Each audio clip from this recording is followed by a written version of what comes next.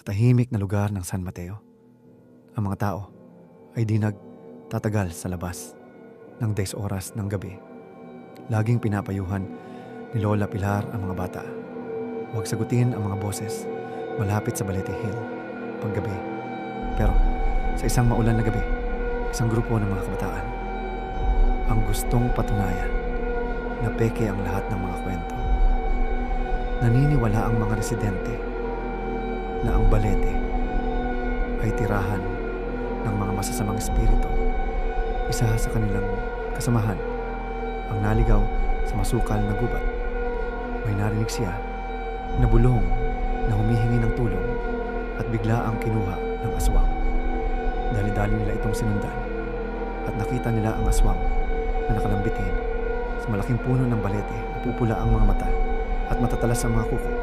Agad silang kumaripas ng takbo habang hinahabol ng aswang papunta sa bahay kubo ni Lola Pilar. Agad silang nagtago sa ilalim ng kubo ni Lola Pilar, nanginginig.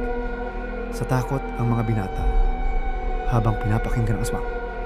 Sa labas, nilabas agad ni Lola Pilar ang kanyang anting-anting para gamitin at mapuksa ang aswang na nakatira sa malaking balete. Natalo ang aswang at nagbunyi ang mga mamamayan. Ngunit nanatili pa rin ang kababalaghan sa San Mateo at sa malaking puno ng balete.